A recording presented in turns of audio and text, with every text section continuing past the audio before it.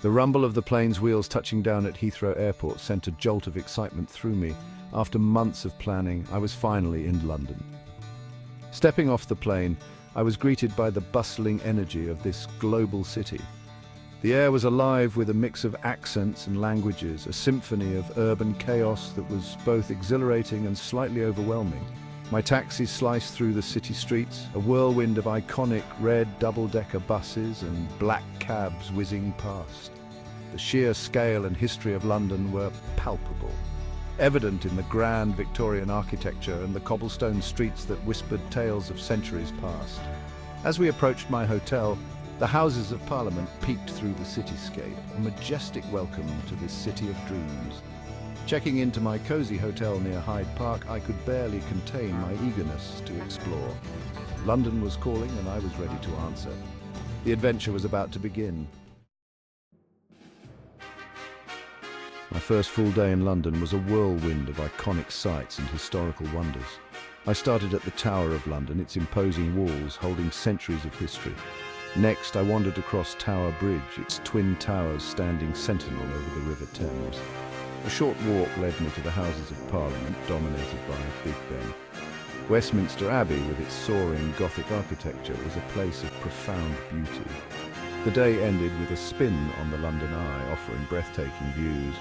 As the sun set, casting a golden glow over the Thames, I realized London had captured my heart. No trip to London is complete without witnessing the time-honoured tradition of the changing of the guard at Buckingham Palace. Arriving early to secure a good view, I joined the throngs of tourists and locals alike, all eager to witness this display of British pageantry. The atmosphere crackled with anticipation as the guards, resplendent in their scarlet tunics and bearskin hats, marched towards the palace gates with military precision. The rhythmic beat of the drums and the soaring melodies of the marching band filled the air, creating a spectacle that was both visually stunning and deeply moving. The intricate choreography of the ceremony, passed down through generations, spoke to the enduring traditions of the monarchy. As the new guard took their place, a sense of history and continuity washed over me. It was a reminder that some things like this cherished ritual transcend time. Tower Bridge, with its neo-Gothic towers and majestic blue paintwork, is arguably London's most recognisable landmark. Unlike its more austere neighbour London Bridge, Tower Bridge is a feat of Victorian engineering, its bascules, or roadways, designed to raise and allow ships to pass through. I made my way to the bridge's walkway, eager to experience this unique marvel up close. As I strolled along the high-level walkway, enjoying panoramic views of the city, a siren sounded, signalling an approaching vessel. The crowds gathered, excitement rippling through us as the bridge's mechanisms whirred to life. Slowly, majestically, the bascules began to rise, creating a perfect archway for a stately cargo ship to pass beneath. It was a breathtaking sight, a testament to both human ingenuity and the enduring power of the River Thames. As the bridge lowered back into place, I couldn't help but feel a sense of awe at this seamless blend of history and modernity.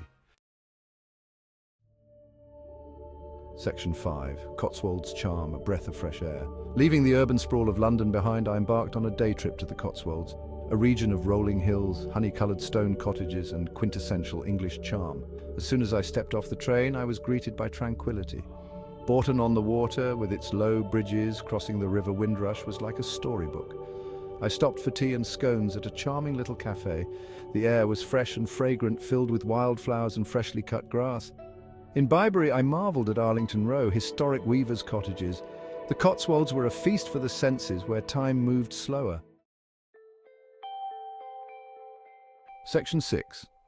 Ancient Mysteries Stonehenge at sunset. No trip to England would be complete without a pilgrimage to Stonehenge, that enigmatic circle of standing stones that has captivated imaginations for millennia. As I approached the site, the sun beginning its descent towards the horizon, a sense of mystery and reverence washed over me. The stones, some weighing as much as 50 tons, stood silhouetted against the fiery sky, their purpose and meaning still shrouded in speculation. Theories abound, from astronomical calendar to religious temple, but their true significance remains a mystery. As the last rays of sunlight bathed the stones in a golden glow, I couldn't help but feel a connection to the ancient people who erected them. Stonehenge is a powerful reminder of the enduring mysteries of the past, a place where time seems to stand still, and the boundaries between the physical and the spiritual blur. Section 7. Edinburgh's embrace, history and haggis. My journey continued north to Edinburgh, Scotland's capital city, a place where history and legend intertwine. Perched atop a series of extinct volcanoes, Edinburgh Castle dominates the city's skyline, its imposing silhouette a testament to its turbulent past. Wandering through the Royal Mile, the city's historic spine, I was transported back in time. Cobblestone streets lined with medieval buildings led me to St. Giles's Cathedral, its crown spire piercing the sky, and the Palace of Holyrood House, the Queen's official residence in Scotland. The city's literary heritage is palpable, with statues dedicated to literary giants like Sir Walter Scott and Robert Louis Stevenson. Edinburgh is a city of contrasts, where ancient alleyways known as closes lead to hidden courtyards, and the sound of bagpipes fills the air, a constant reminder of Scotland's proud heritage. Section 8. A taste of tradition, pubs and local flavours. No exploration of the UK is complete without experiencing its pub culture, and Edinburgh's pubs are among the most welcoming and atmospheric I encountered. Stepping inside a traditional pub, I was greeted by the warm glow of dark wood and the comforting aroma of hops and barley. I settled into a cosy corner, ordered a pint of local ale, and savoured the lively chatter and laughter that filled the air. Pubs are the heart and soul of communities, places where locals and visitors alike gather to share stories, enjoy good company, and savour the simple pleasures of life. Of course, no pub experience is complete without sampling some local fare. I indulged in a hearty plate of fish and chips, the crispy batter encasing flaky white fish, a true British classic. And for the more adventurous palate, haggis, a savoury pudding made with sheep's offal, is a must-try, best enjoyed with a wee dram of Scotch whisky.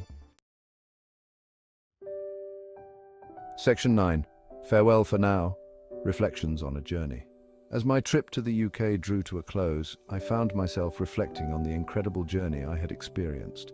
From the bustling streets of London to the serene beauty of the Cotswolds, from the ancient mysteries of Stonehenge to the historic charm of Edinburgh, the UK had captivated my heart and soul. I had walked in the footsteps of kings and queens, explored castles and cathedrals, and immersed myself in the rich tapestry of British culture and history. The people I met along the way, with their warm hospitality and infectious humour, had made my journey even more memorable. As I boarded my flight home, a sense of gratitude washed over me.